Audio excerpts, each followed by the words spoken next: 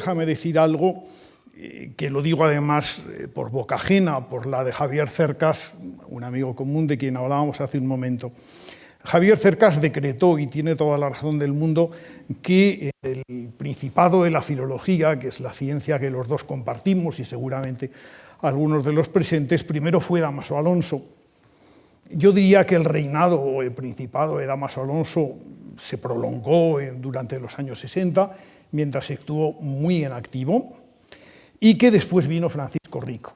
En nombre de Francisco Rico y del mío propio, diría que en medio hubo otro principado importante, el de Fernando Lázaro Carreter, que fue copríncipe con Dámaso Alonso durante un tiempo, pero también es cierto, y ahí Javier Cercas sí que tiene razón, que desde 1970, 71, 72 más o menos, Francisco Rico ejerce ese principado con todo derecho, lo compartió durante mucho tiempo con Fernando Lázaro Carreter, y en estos momentos lo ejerce por sí mismo solo. Este principado ha supuesto una serie de cosas. Como dicen las revistas a la moda, Rico ha marcado tendencia. Has marcado tendencia, evidentemente. Pues yo habré marcado tendencia, pero escuela no he tenido. No he tenido escuela. No he tenido escuela. Porque he sido demasiado cabecita loca y he cambiado de temas, y algunos de los temas no han sido gratos o eran muy ajenos. Yo, por ejemplo, ¿quiénes son los estudiosos? Yo en lo que más he trabajado en mi vida es en Petrarca, el que he publicado muchos miles de páginas que se pueden ver ahora en una web que he puesto Otia con Petrarca, ocios con Petrarca, porque en realidad es todo pasar el rato. Pero yo no he tenido alumnos que hayan trabajado conmigo sobre Petrarca, ni que hayan continuado. Hay un gran petrarcólogo español, Íñigo Ruiz Arzayus, que hemos trabajado en colaboración y demás, pero que ha hecho su camino independientemente de mí, nunca ha sido. En la cuestión que en los últimos años me interesa, que es el modo de producción de los libros impresos y sus consecuencias en lo que se refiere a la restitución del texto originario del autor, algo se ha hecho. Pero los que han seguido un poco mis pasos ha sido para insultarme, escarnecerme, decir que tenía, o sea, Florencio Sevilla, de la Universidad Autónoma de Madrid, que lo poco que sabe sobre el tema lo ha aprendido conmigo e intenta refutarme vanamente. Y ahora mismo, para cierto tipo de... Quizá haya tenido más público entre algunos medievalistas, pero ahora mismo para ciertos trabajos me digo, ¿quién podría echarme una mano? Y no lo tengo. Por eso, porque he sido muy casquivano y he hecho algunas cosas que no estaban dentro de...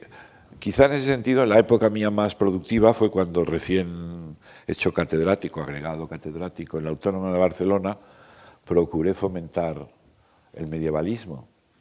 Pero luego Pedro Cátedra se ha ido más bien también hacia cuestiones hacia la bibliografía descriptiva. Javier Cercas, que empezó a trabajar conmigo mucho y colaboró conmigo en varios libros, pues ya se sabe qué desastrosa carrera ha llevado, en vez de seguir fiel a la filología. Ese es el momento en que yo tuve más...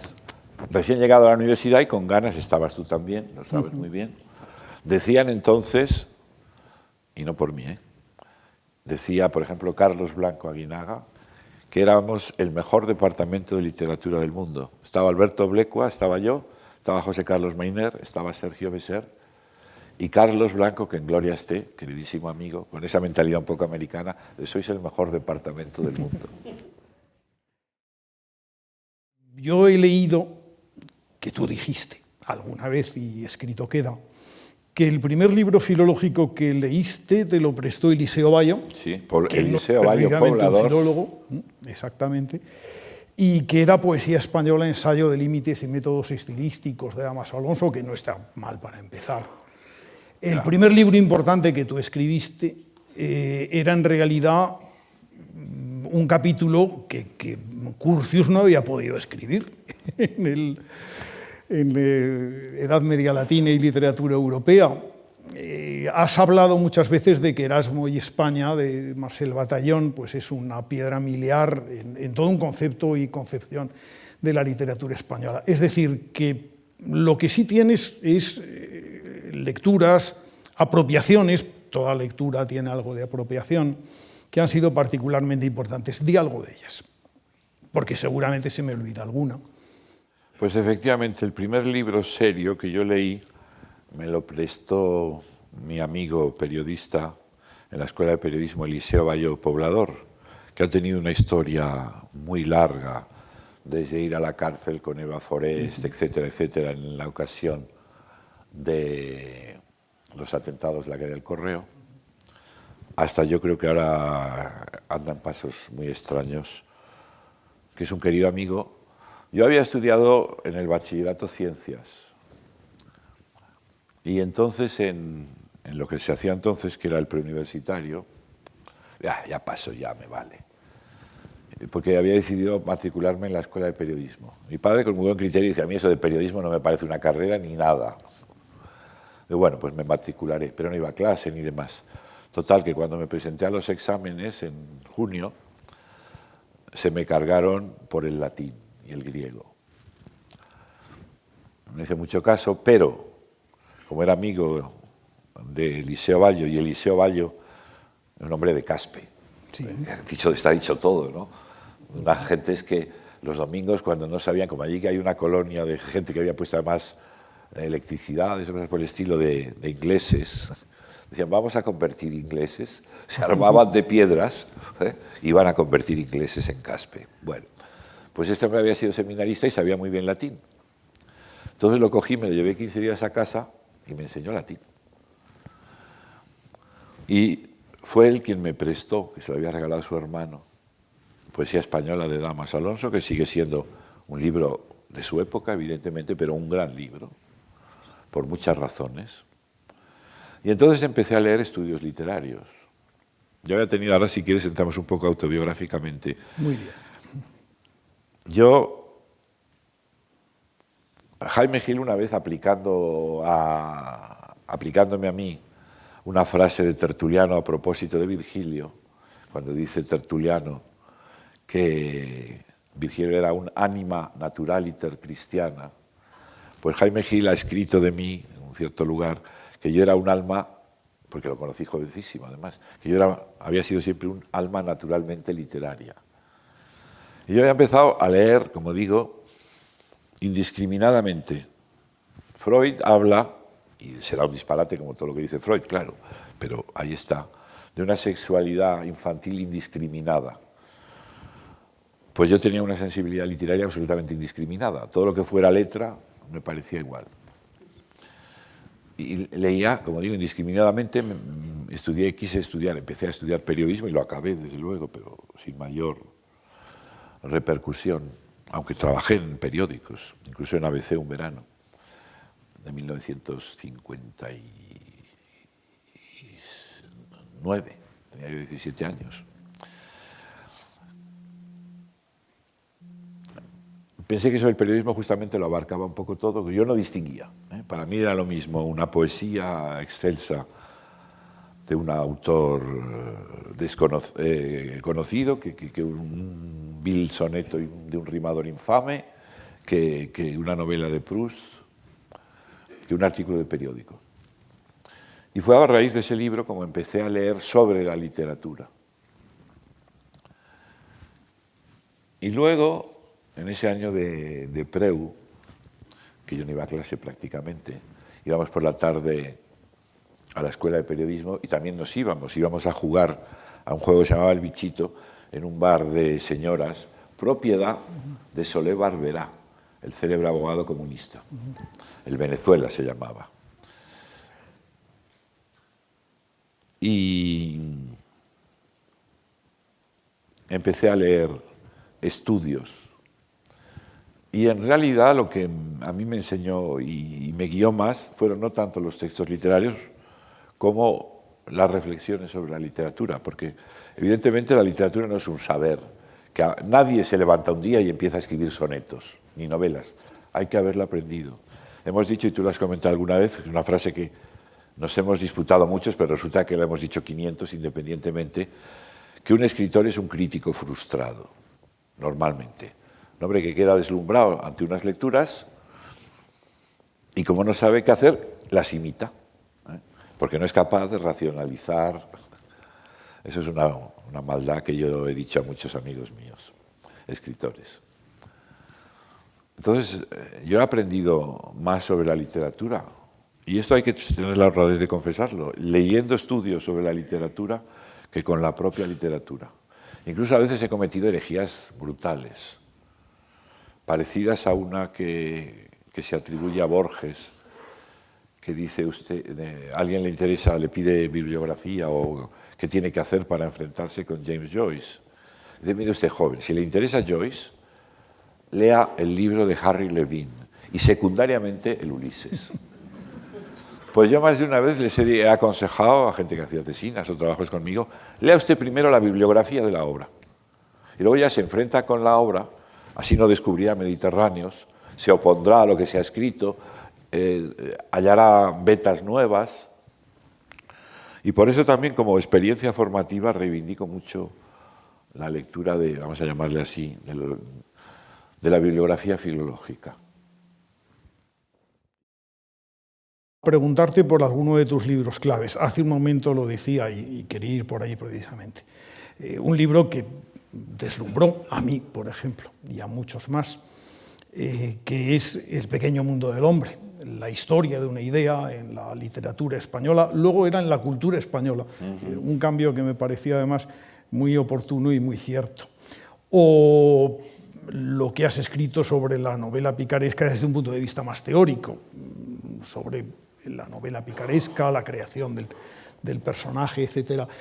Son decisiones que se han plasmado en un montón de páginas y que evidentemente, bueno, pues tienen mucho de experiencia vital y no son las únicas. Tú tardaste bastante en publicar ese libro que habías anunciado sobre la historia del humanismo y al final lo hiciste. Es un libro precioso. Y al final, en realidad, vamos a ver, a mí me han pasado algunas. En primer lugar, yo he publicado solo 4, 5, 6 libros. Pues eso. Los otros son colecciones de estudios, más o menos unitarias, pero un libro es un libro. He publicado Vida u obra de Petrarca, El pequeño mundo del hombre, la novela picaresca del punto de vista, Nebrija frente a los bárbaros puede entrar ahí, e incluso, y aunque es un libro misceláneo, era un libro, La primera cuarentena. Por supuesto. Un poco más. Lo otro, que hay 25, 30, yo qué sé, y no digamos lo que son obras que han hecho otros y que yo he tenido una participación solo genérica. Y esos libros todos han reflejado o han sido, bueno, perdón, me olvidaba, y el texto del Quijote, que es el último. Póstuma de mis musas Galatea, y por cierto quizá la más querida, que dice Cervantes. Pues cada uno de ellos, de esos libros, tiene una historia detrás. La novela picaresca, porque yo había publicado, había preparado una primera edición que tú reseñaste muy gentilmente en Ínsula. ¿Cómo ha llovido? ¿Cómo ha pasado el tiempo? Del Lazarillo. El 66-67 debía ocurrir. Pero hecha en el 64, porque tardó en salir. Ya. Había preparado esa edición y eso fue un subproducto. El pequeño mundo del hombre eran vestigios en realidad de mi admiración por María Rosalida, que nunca ha cesado, y de ir tomando notas en papelitos. En una época en que no pensaba escribir un libro sobre ello, porque los libros salen cuando salen, ¿no? En cambio, por ejemplo, el Vida u obra de Petrarca, mi primer libro sobre Petrarca, libro, fue muy decisivo. Yo había escrito sobre Petrarca en el año 62, porque había preparado una edición. ¿Por qué me interesé yo por Petrarca? Lo he contado alguna vez en unas actas de un congreso de los Lincei. Pues porque Petrarca no está en la Pléyada. Entonces, Riquer, Martín de Riquer, José María Valverde y José Manuel Blecua, grandes maestros míos, sobre todo los dos primeros, pactaron con Lara. Lara quería comprar los derechos de la Pléyada. Y Riquer, Valverde y Blecua dijeron, no, bueno, nosotros te hacemos una Pléyada. Entonces hicieron una selección de títulos. pues que Goethe, Dante, en fin, los clásicos de siempre. Y querían introducir alguna novedad. Y como Riquer en su juventud había descubierto una reminiscencia de Petrarca en Bernat Mecha, dice, bueno, pues Petrarca, pero no solo el Cancionero y los Triunfi, sino también el Secreto. Y entonces dice, ¿y esto quién lo hace? Y ahí dice una cosa que yo cuento con poca modestia, pero con satisfacción lejana. Dijo, no sé cuál de ellos, Paco Rico, que lo hará bien. Entonces me metí ahí en Petrarca, autor por el que nunca he tenido especial simpatía, sobre todo como persona absolutamente odioso. Malísimo, malísimo, en todos los sentidos. Bueno, hice la edición de una traducción del Cancionero de los Triunfi, traduje El Secreto, publiqué un artículo que el maestro Vilanovich, aunque tenía errores, acogió y aprovechó y ha sido muy fecundo, y dejé Petrarca. Pero siempre con el resquemor de que aquel artículo temprano del año 62 se podía completar, ampliar, cambiar en todos los sentidos y demás.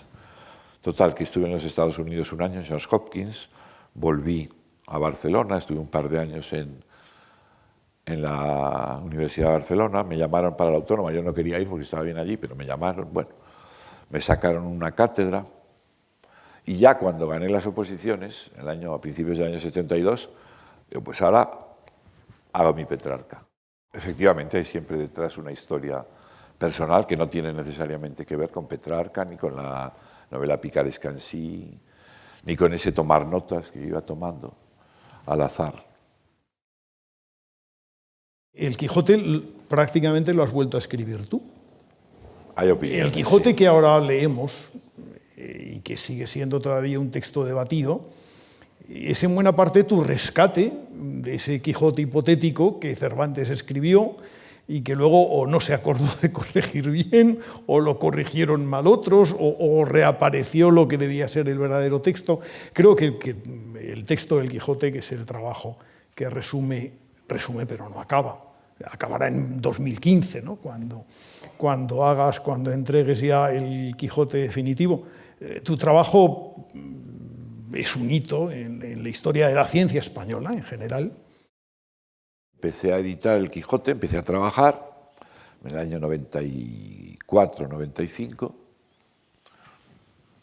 in puribus naturalibus, como yo conocía lo que era la crítica textual, lo que había mamado de vedierismo, es decir, de fidelidad a un manuscrito con Riquer, la absoluta improvisación en el caso de Blecua, o el disparate maravilloso de José María Valverde, que cogía Shakespeare, a ver, ¿qué es Shakespeare? Pico, y lo pongo aquí y empezaba a teclear. Entonces la única idea que yo tenía era que había que ser fiel un poco a la primera edición y demás. Alberto Becua había publicado ya su manual de crítica textual, que es una crítica textual que sirve muy poco para la literatura española, porque es la crítica del manuscrito, lachmanniana, que no nos sirve a nosotros, entre otras cosas, porque no tenemos textos al que aplicarlas. El Cantar del Cid es un manuscrito único, el libro de Buen Amor, que es lo único que plantearía problemas, es un manuscrito aceptable y bien. Entonces me di cuenta que la imprenta no tiene nada, la transmisión impresa no tiene nada que ver. Y entonces, sencillamente, empecé a estudiar. ¿Qué se ha hecho con Shakespeare? Que es el modelo, el punto de referencia, ha sido el punto de referencia de una tradición de estudios. Y empecé a aprender cosas.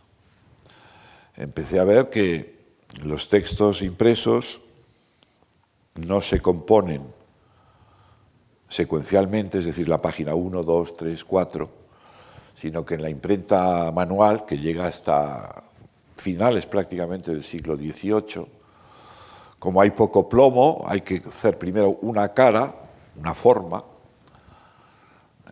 el blanco o la retiración, de forma que en una página, en un octavo, pues habrá que hacer la página 1, 4, 5, 8.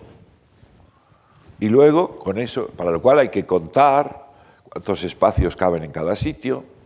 Entonces se compone la otra forma cuando ya a lo mejor se está tirando la primera forma, porque lo esencial es engranar bien los trabajos de la imprenta para no perder tiempo.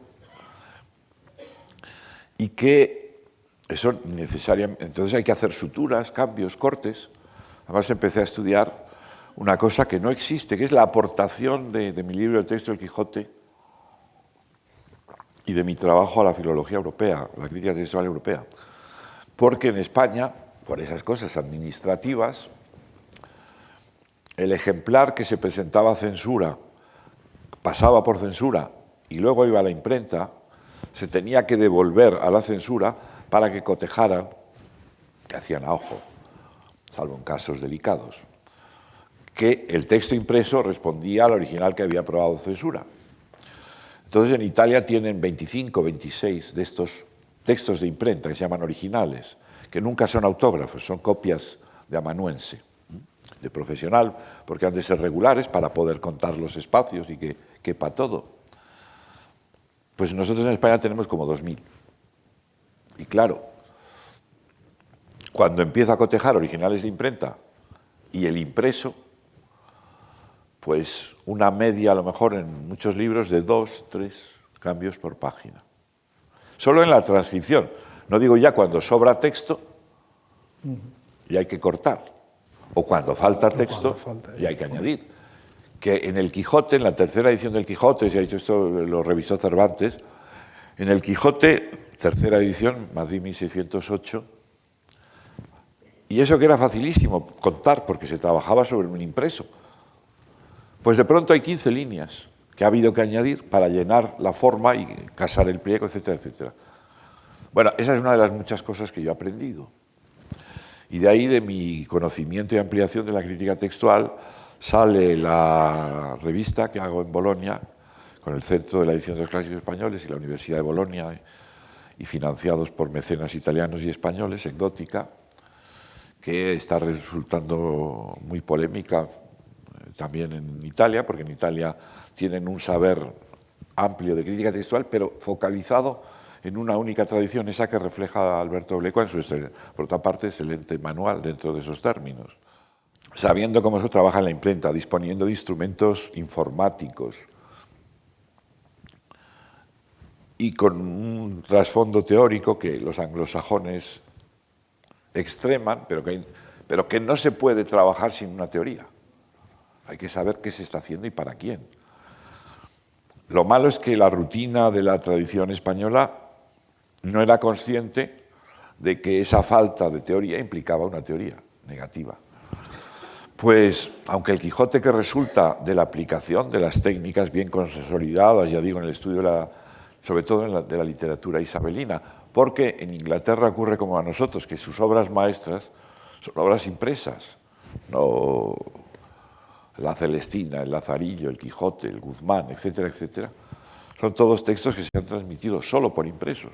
Uno sabe cómo hacían los libros y qué pasaba, o no puede editar un texto.